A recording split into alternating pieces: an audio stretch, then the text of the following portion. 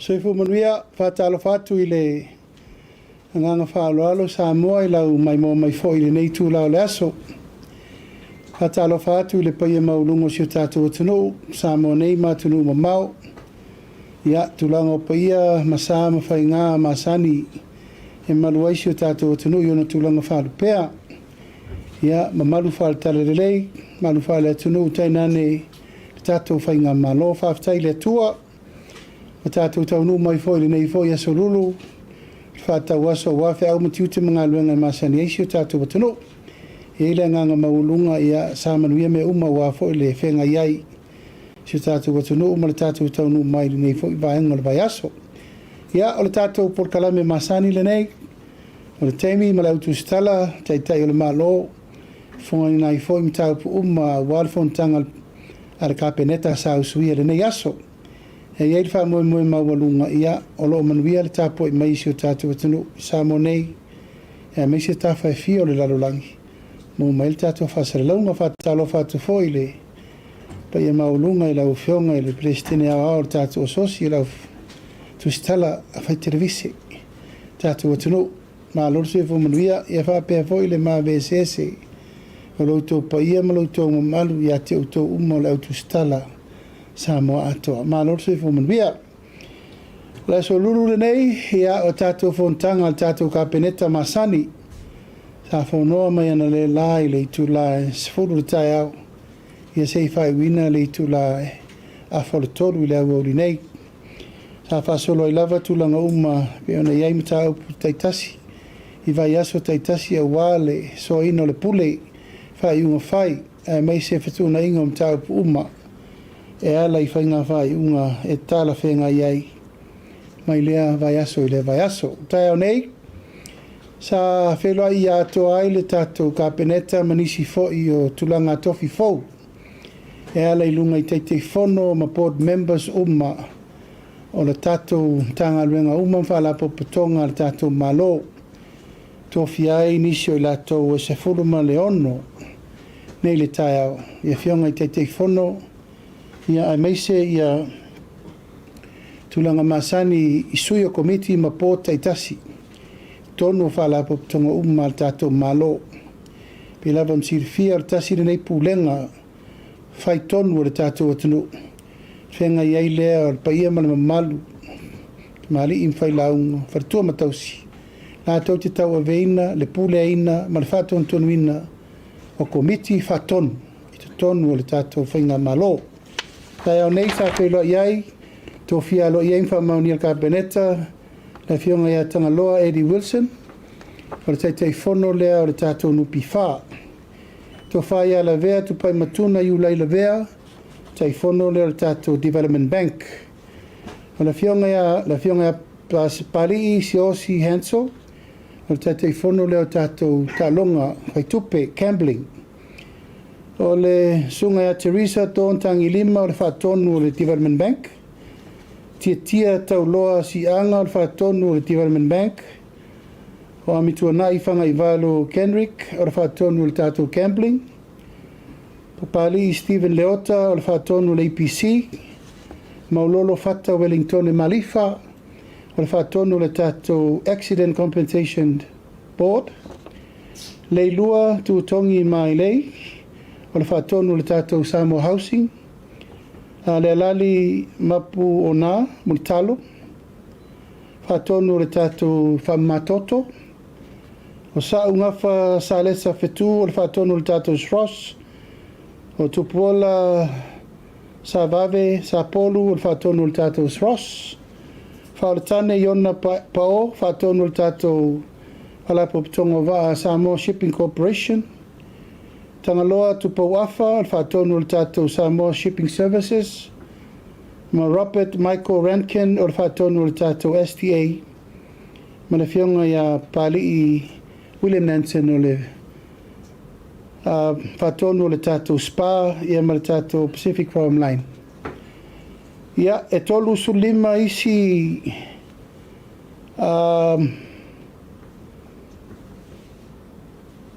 Awanoa, o lea ua whaatulanga ina e tauna maua mai ia se pepa ma le tātou MPE mo leisi lua tolu vai aso fatutu mai uma nisi o avangoa o lewa uma na fatulangatu mo tatou ports ma me uma a walfa mo moi ole fatutu muino avanoa i tonu o komiti fatonu o le so foi na whainga whono inai i ele tūlanga le tu inatu o le tino i tupe 10 miliona mo le tu malo sa fata salamumu sa fata mo mua sa fata lua o le ua whainga whono ine le so ua whaamatu inatu ai le 10 miliona o la ua i limo le komiti le vaivanga atoa e lainga tutusa umai le tu malo atoa ua mai a foi na faitara noanga ma whaiunga whai le tātou komiti whatono le tātou malo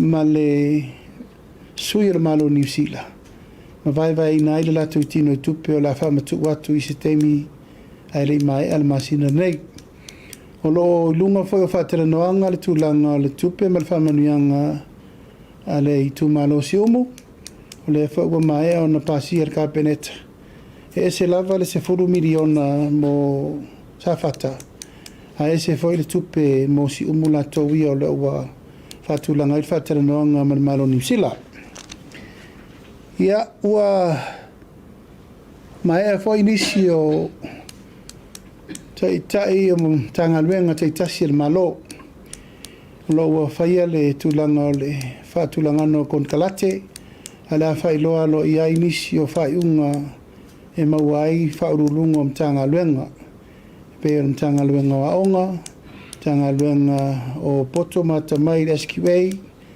e atainane fo i le mtangaluenga whatoanga mwhainga whaipa ma la whalauloa lo ia vai asa fau pe mai o na whiutangai tangaluenga le pisa si ma le loi si di mortapena ina o lato kon kalate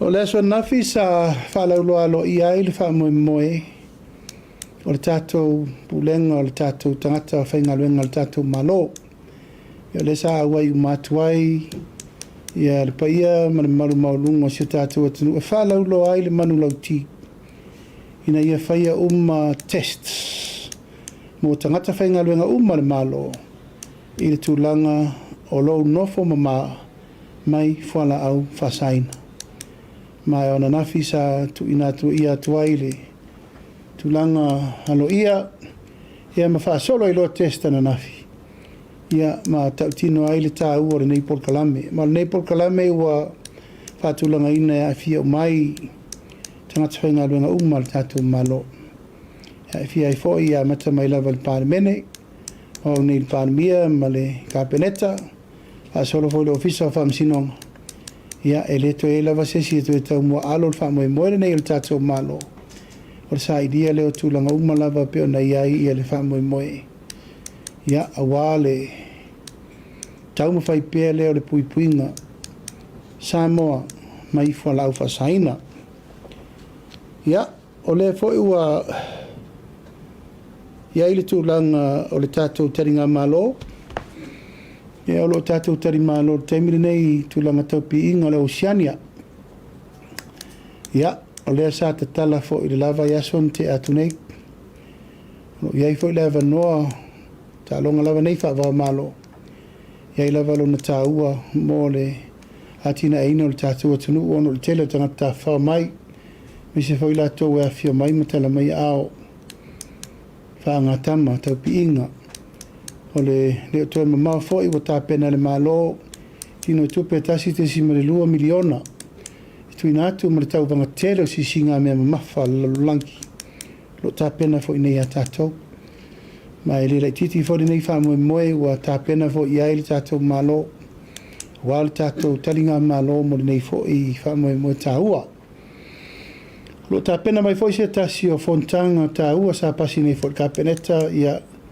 o le ausu tusi umo le lalulangi whaia mai le lato fontanga i nei le tātou atunu alo peto tolu masina o lo taufutu nai ono meo tupu le lalulangi nei teimi whaingata ai na pui pui tūlanga le a moe moe le whewai ma mea whapena sa tala no ina fo i le aso nafi i le komiti taualoa al kapeneta CDC tulanga o lo ia le tātou tapenanga i le tātou sapalai o peniseni ma e te lele i tū tāua tāua e tātou tāpena me lea o lo watu mai li poti o lo tātou mawhai o na tātou o pel tātou sapalai e o le masino yuni tau sanga le nei o lo no winga o le tātou te malu a mata atu nei si i pa i el masino yuni o uma na whaso o tai a tātou tāpenanga o malawa mo le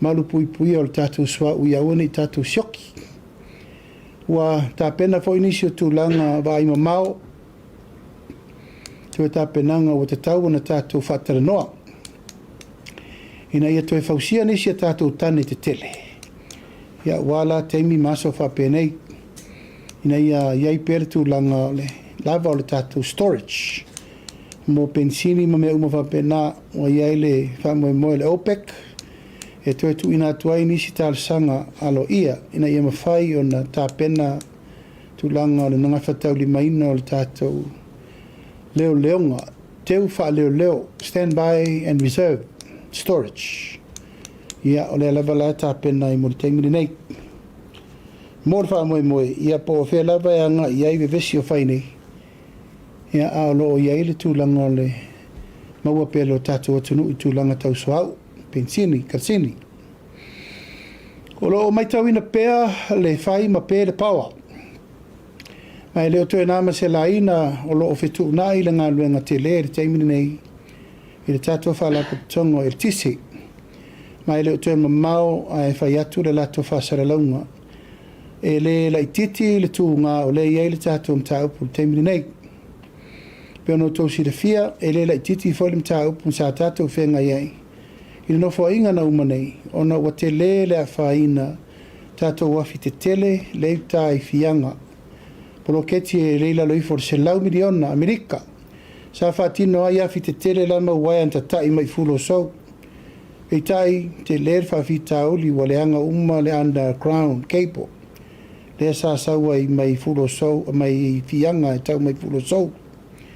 I taimile nei, ua fo iar whawhi tauli o le level sapalai o le power.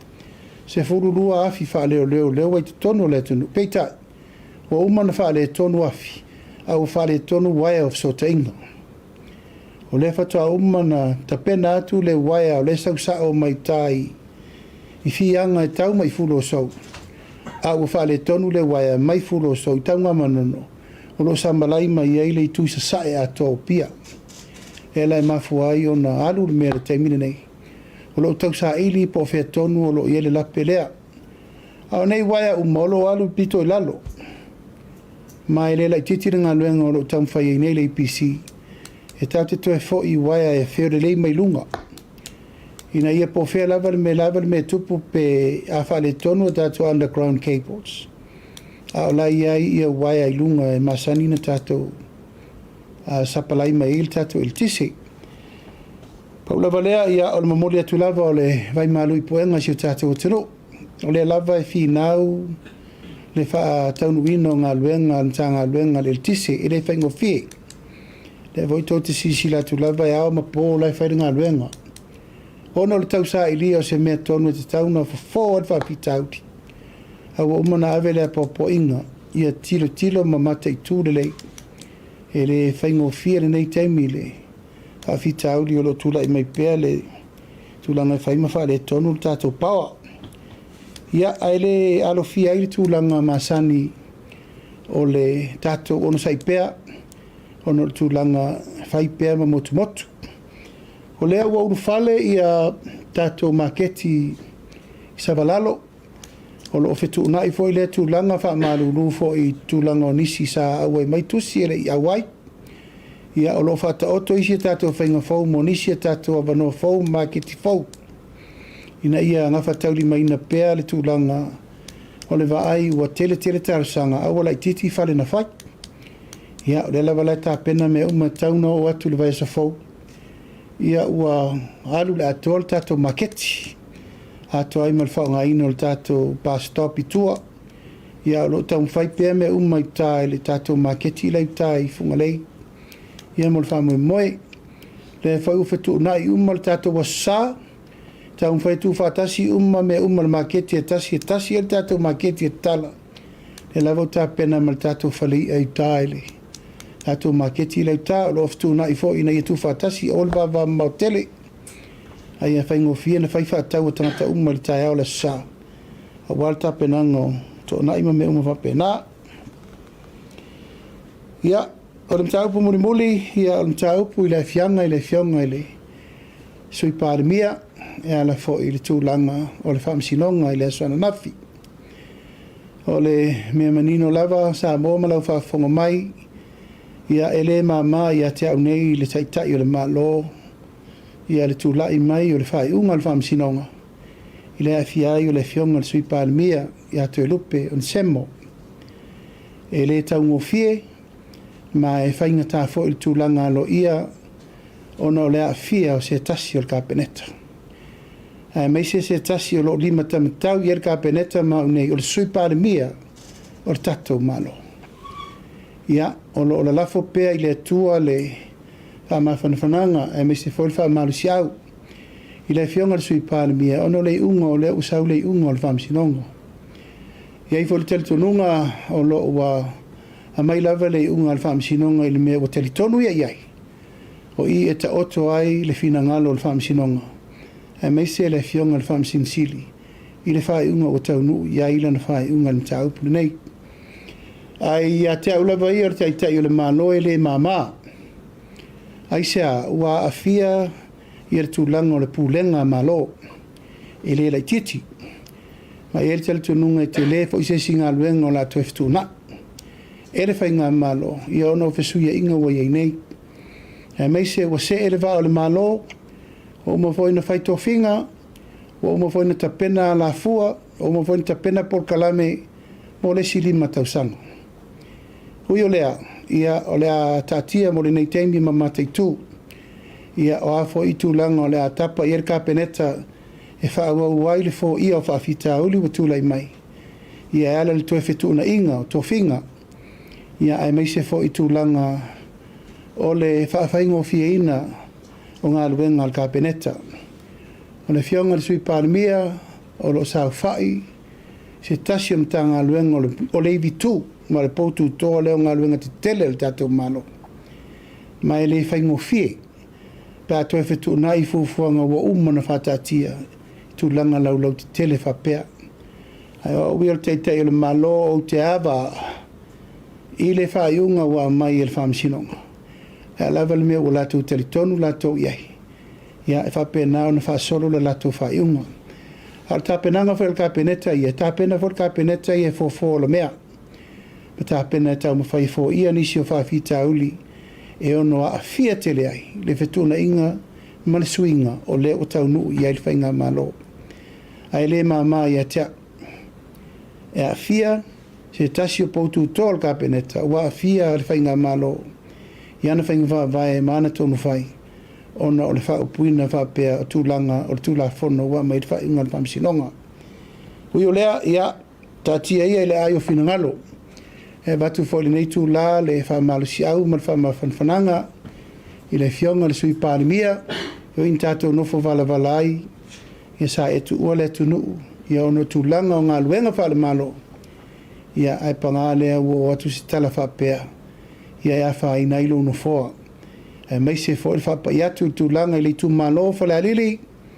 Ia sa lava ma whaingata e lea vea. A tātou turi mata ia redu manai. A tō ma whau loto foi. Mai perfi le mua le tua taimatali I ele nei taimi. Ia o tātou alo ma li e le tau whatofi le muino fina ngalo. I le ngata I le tu malo, ia me se fo I le ainga, pa olo mangafa, tai nane lau fionga le sui pārimia, le whartua mane no whaalo. Ia, tātou wheloi mai whanua, tātou tau pule pola leisi tūlanga iai, ia mwha solo ai le tūlanga I whai unga wo mai, a wāle wha anofo file muina o si tātou watano. Ia, e pauna o nei mta upu, tei wānanga ai, le mafui e le anu rūruan nafi. Ia, ua tei ua. Tino whanofo a whapea nafi. Ia e rūrulo le mafui. o se taimi mo le nei lo rusu tau sanga taru no fai pule. O no foi se me maulunga. Ai sa luku fa pertu langone. Ia sa o matai tu lava ma o vai atu I pito le fale. Ia wa matanta mo e soroisi. Pau lava le me sa o matai tu iai pe fa matai se tsunami.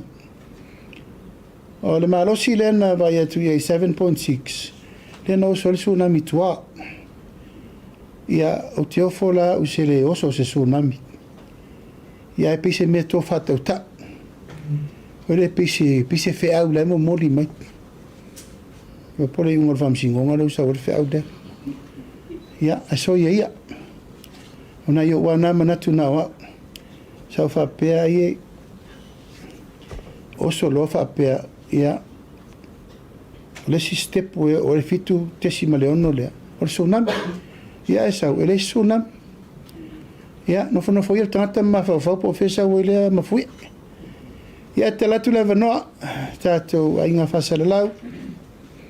Tato te noa am tato fa soa. Ini mta upu e. Tato FCFC mai e war tato por kalame. Ngang fa lalo. Alo sau no ela o fionga tai o malo ia fa talo fa tu nei tu la le fiafi ila o fionga o te fiafi sili fa mon mole le mata upule le 10 miliona sa fa mon mole la o fionga no o le wa ta o ela o fionga e se ia le 10 miliona sa fata e se le tino I tupele la maua le fionga o si po wa ia se pe fia se tino I tupele la so ania I mo le fionga si fa mon mole la fionga. O lasa mai le fautuanga al komiti re al tato malo. E se al 10 miliona ia mo safata. O si pe a 5 miliona. O le faita ua fa. O le faita ua fa ile na fata ita ena le la. Balua fe o tupu ia si safata atoa. Pe ta I afe ele la loifo la fel tangata e uma le ia la to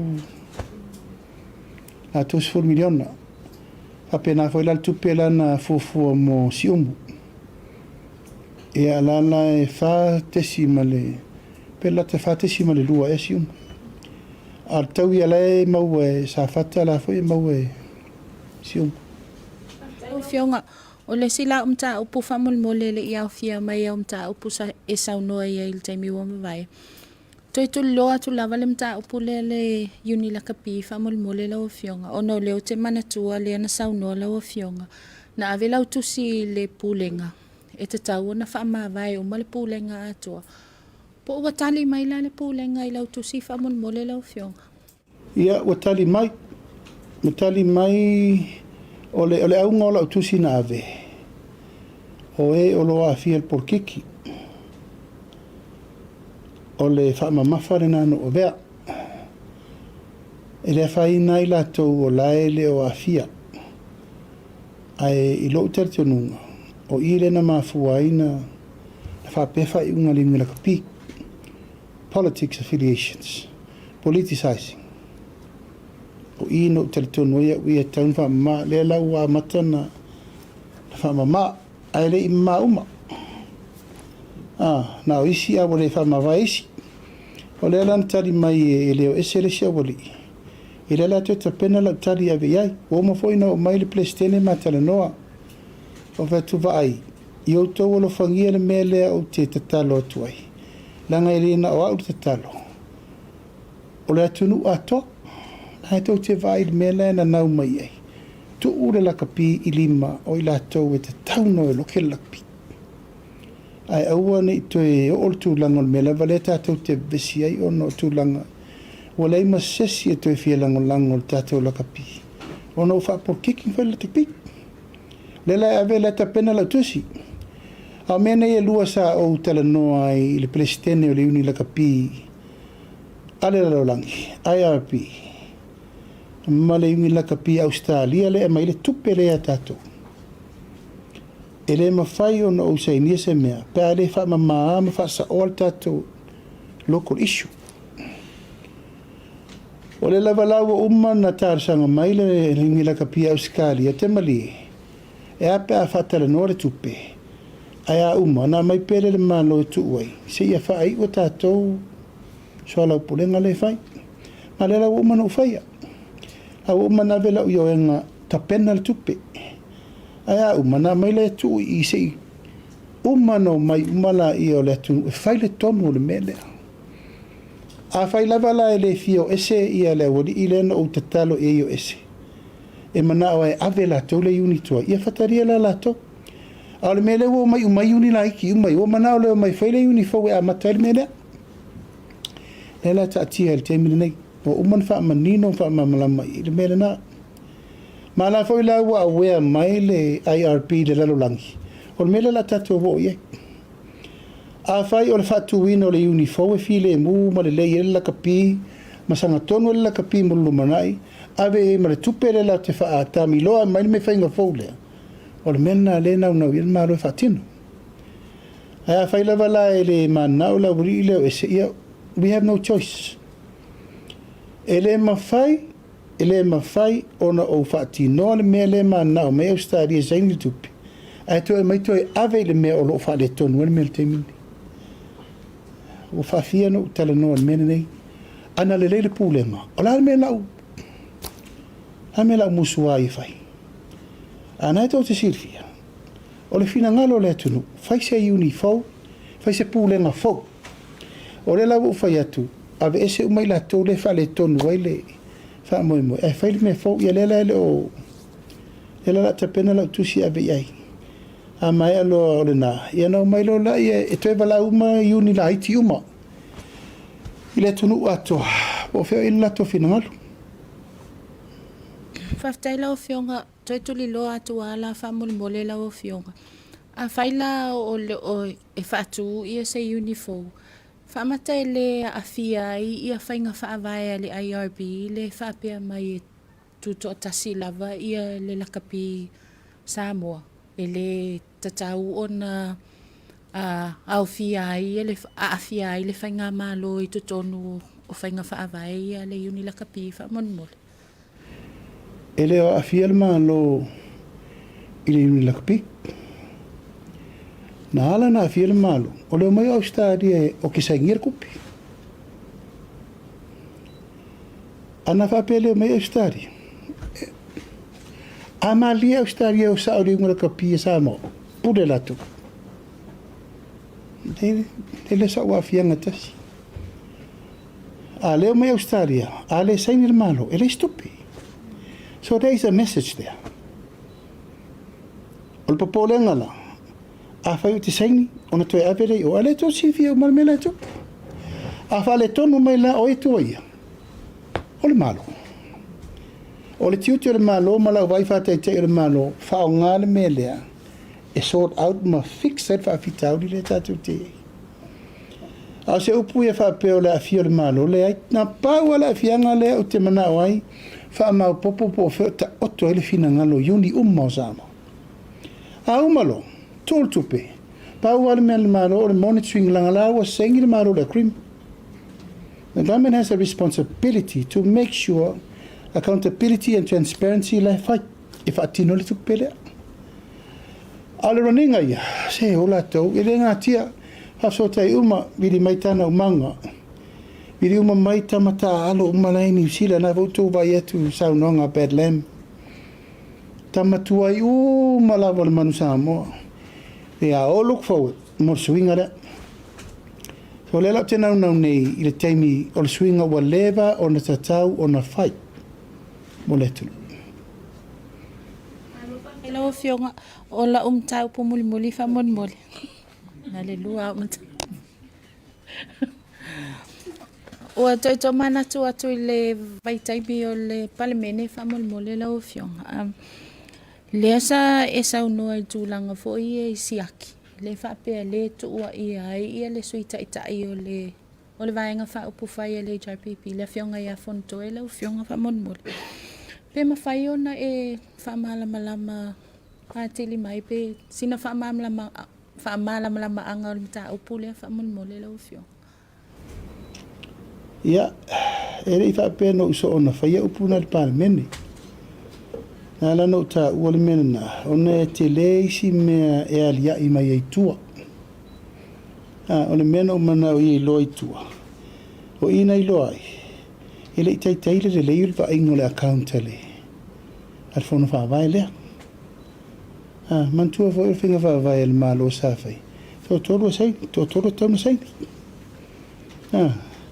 ata wana ile sai ni fa pito ale sai ni te telefon ele finta la stupito o isi sai ni to do o sai ni tu lo lava e fa popo sai ni lo te telefon o lo la tele tununga no tele no au ale sai ni te telefon ele finta la sia kielo ai o vai tu e ana to ru tanga tan sai ni siaki o ina mo ti noi e ma tuai fatta mala le handling o le account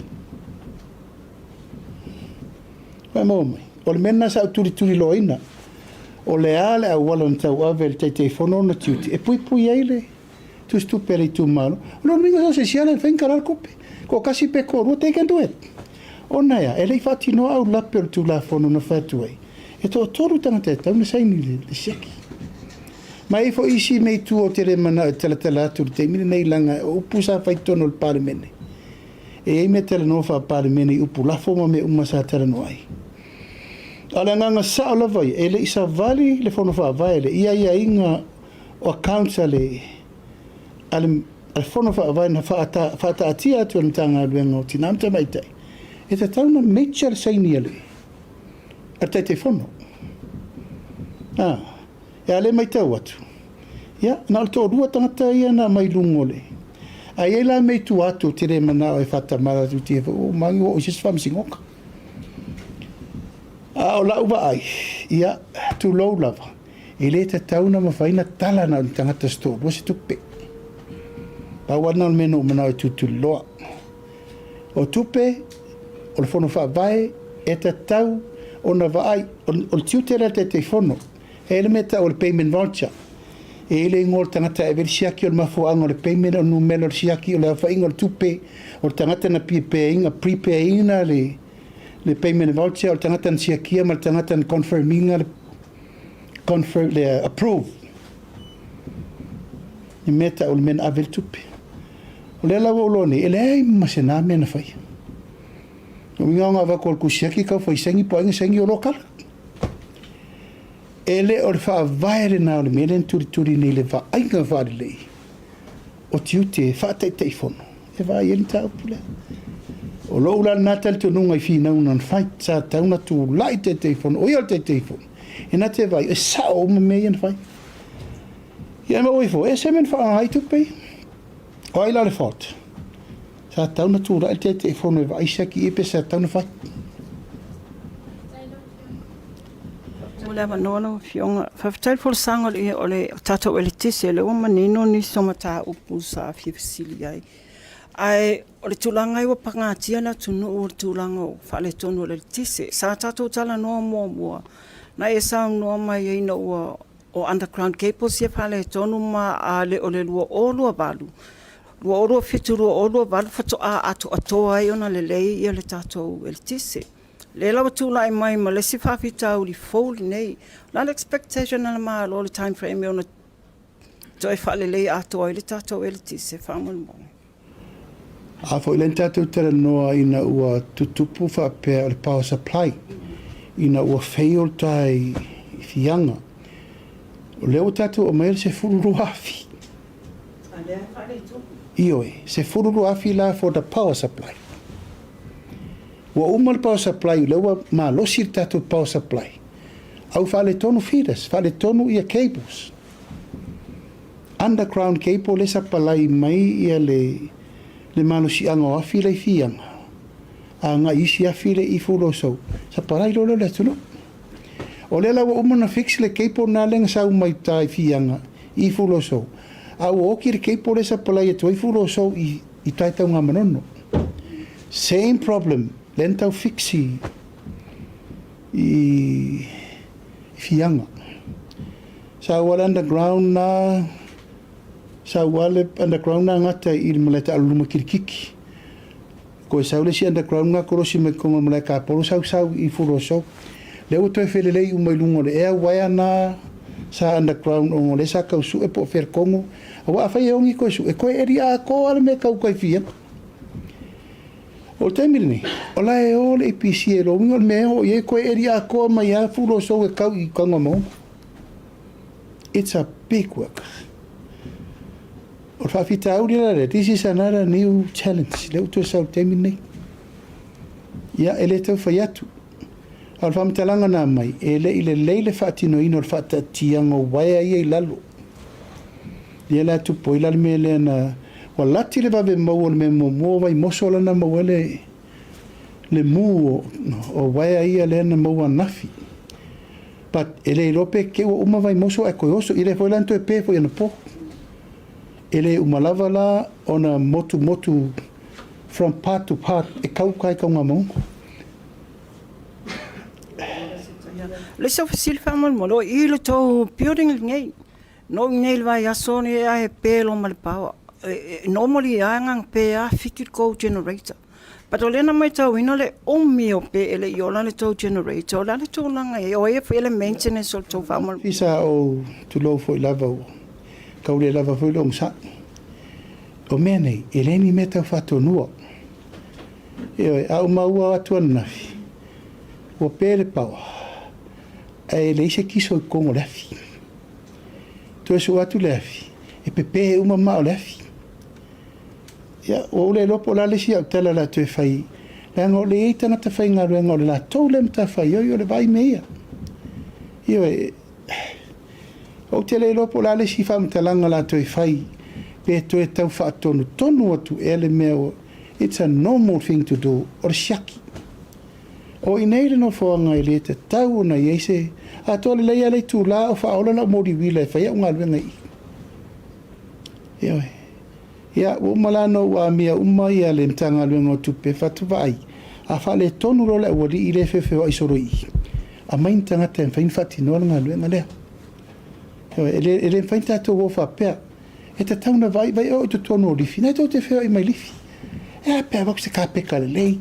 La kusesi se isolo ko kongo, fanga se air freshener, ia ma mea mo fa pena.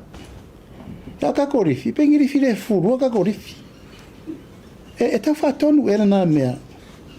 E tau, ai man tu le fale le nei o le fale le, ia ko korienga ko feo I mau ko kongo lifi. E ta tau, fa tonu nga nafi. Ale ma fairo e la tau, nei na fairo me le su, e meni tangate me fai me ia. E mata ngā o le whale o le mālo, o le whale o le tātou te o mai, e le ngata nā mālo mai whawha ma tangata uma. O ki ngā vai a kua o makua mafunga funga le wholoa o le rifi. E o ko kongo ma mea pepe mo li. A la kua I pei whewa levan ka kaunga whai. Small little things. Le tuasu la iei tupe whawhau ma mea ma whai. E a tue ngā mea na o isi keimi kasi ale rifi e o le whasoro a koa. Ia nga poloka role ma laurifi, nga pea le pāpoloka ma laurifi. Ia nga e kukule o e whao ngā le lifi masanki. O ke la koe, o fōri ngā ranga koe suka o sanka rua, o rea kau kei. Ia ui o lea, ia lau avatu lau whamalo si au le. Pulenga ntanga luenga tupe se ia lofa ia. E leo se mea tau whātonu wina le nei mea. Leo o arsa runga o rea koka runga le whalo le malo, kau whakong wako. Malo fo ile soifu. O te fia sili atu o le mata upu muli o lau fo le sanga lau fionga.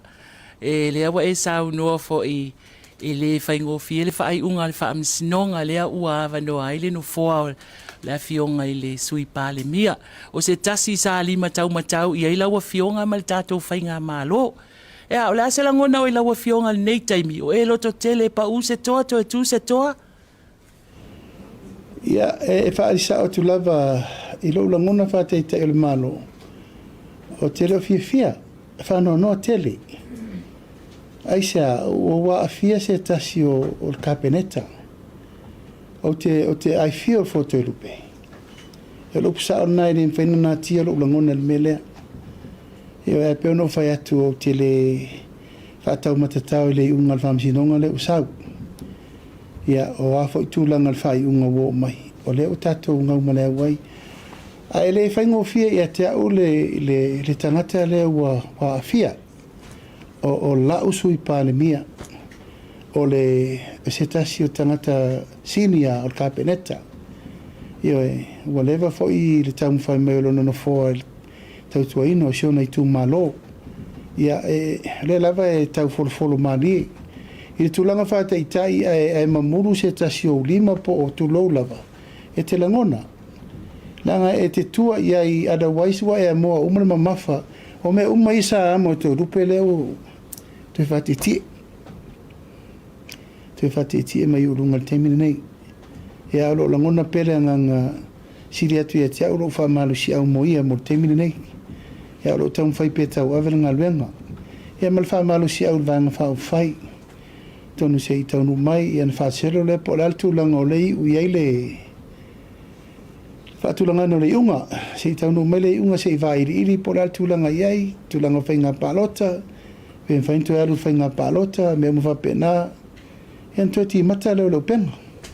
Alfa mo mo lava ia te au le taitai le malo o te le tulau lava o te langona ina le mafatia o le fionga le ri sui pandemia.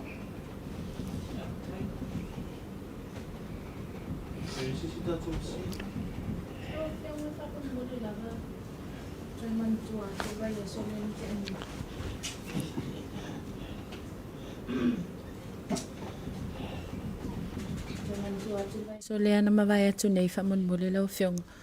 Se tasi o sui ofisa sili lea sa saunoa lau whionga o lea sa watu I le whaase e atu I le ofisa o le lo ia sili. Po o aile mtanga luenga am whai fo I ona whai loa whamonmole. Le lo ia sili ale mtanga luenga pisa sina mai. Mo whaamaonia le solia o tu la fono uma. Wa mio e solia I whainga wha mai o tangata whainga luenga malo. Ea, a le whainga nā mai, whapea mai. E avela vanua tu whainga luenga, matongi la wheta la. I le waila al kapeneta. O le whautua mai, mwhailo mai, u wha maonia o masori ngā tūlafa. Ai toi whapea mai, e toi avela vanua, matongi la wheta la. O lana winga, e leo whetau I le whautuanga lai whai mai. E sori la tu la fono, whamaunia, a te whai mai tu awele wano. E le whetau I, a lau tu awele lo le. I sa siwa tolu a wanoa, e tolu whai unge whai. Awele wanoa, tu whai whainga luenga, whamangalo tongi la whetala, pol whamalolo. La tau te le mea la le siwa e ngole. A whapeu whautua mai kapeneta ua soli tu la fono. E tau lana lato mai al whai unga whetaui. Tu sa mai whai unga lea mai, mai whautua unga lea mai. Ai lato tele I whaia. La lana mafua na tu e whafo I le pisasi mo le lato tutu unga. A le vala lava le tasi. E te lea ai a ingo tu la fono le pisasi. Lato e ftuna. A pean tatu taranofo tele temi. E pe e whai maalo whanga I lato e soria tu la fono. Nāt whainga luenga le malo. E mele nei, le mela lea. Whamangalo. Tongila wafeta la. Ia, sao oe maet. Ai whawhere so tu la fono leo komit. Whawhere crime leo umana whai. E pe ono whatu e te tele. E le lai titi isi me mua vo. Nāt whainga luenga e whaila ko kongkaraki kongolu. Kanga luenga le malo. Ia, ai peisa alu wha le longa la whapea. Umana avele tu alalo lo I sili ko e revise umana mele ele fea. Ele fea mo e whainga luenga le malo le wha maoni. E la tu inga mele tu lou lava. Na I loa lava wa maua tu I ngimoro. Ke ia le si makausanga e wakwa koe riri mat. Na le fea le tu mai fo le tu e maua si avano. Ai whawhea o tō ia wa lewa na o tō ngāru. Rue mo tō te ngai e pēr, ma whai e pēr. Ai le tō mana o mia le māloni tangata whapē nei. E leo ne tangata fo le tunu. O le tele lava tama whanau. Uma mai a unga le tausanga. Ma le tausanga. Ai o tu la fono le pisasi ya. O le la toe lau li uma ina awala nei toe le melea. O fa pena ma le mela lea. Aua nei toe o la fa tautala nisi I mea le malo.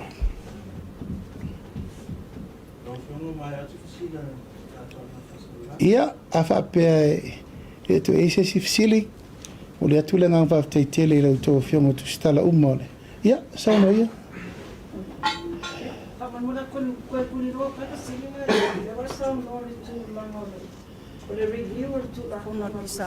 Pe e atangia mai e le malo sil tula fongo ona ave ia I la tau ia le whaamasinonga. Awa e le fōpea na sauno, le tele mo ta whapea tutupu o na whasalanga lava iau I se whamalolo. Ai le se mata upu wo o tula fono. E le ai ma se mata upu o nei foi. Na mai le whai ungar susu engale na whai sui al Carpenetter Forensic Audit. Nei. Ma le la wo na whai unga e to tu atu saolo I limo lo I si le whatino me tan whai. La ua maua ia inga ma mea ma a mongo lana wha maunia nel Carpenetter li poti le na whai tu atu saolo I limo lo I si le whatino me tan whai. Mai e te lele le meta tau o na review. Io e pese me voile le ngaunga. Ngaunga whaakaka mai o se me whi aia rengi ngifo. E le se me le lei le tūlanga na ona whaatata mai e le se me me whaina. Whaiani au lape whae te ete o maitanga ta umani me lea. Ai o laua whatūlanga tasi lava le aunga man whamoe moe. Ia ina ia malupu ipuia. Ma ia aua ni tue whaia nisi ni tūlanga le tāle whengai. Hatol tūla whono I tupel tātou malo, ma se tala malo. Ia, mo le atulanga ngā whaaftei tele lau mai mo mai Samoa. Nei foi tūla o le aso, ma le taun whaia tupea tātou polkalame. So mai le atua le whaasolongo le nei vai aso. Manuia fo I whaiva ma tiute mga luenga uma o lo o tala me whaasolo Iesi o tātou watunu. Awa fo I whaamoemoenga uma mo le tātou watunu umore lumanai. E watu le whamaisenga al tātou polkalame I nisi foi o e na awina atu I atunu mamao. I aina I ngase tātou na watu I New Zealand. Ia mai intia ua maari liu. Aele I whaia la tau tonga fitinga. Se aso le vai aso fau. Ia uwha moe moe. Tue wha foi mai eo la tau tino maari liu. Mai se le atua. Ano tau whainga le tātou malo. Ia ina ia tu ina atu ngase mo atunu mamao peita. Ia o leo ngā tusa ma le fufuanga ma le fina ngalo le tua. Ia manuia tele fufuanga sa mo le nei fo yaso ma le whai ungo le nei vai aso. Tātou wheloi fo I o le tātou waso tatalo le nei ma le napongi. Tātou wheloi I le vai aso mua. Ia lofo ma le anga le leo le tua. Whaaftai le tātou autu stala le whaatasi mai. Whaasoi fuia. Ia manuia le nei fiafi.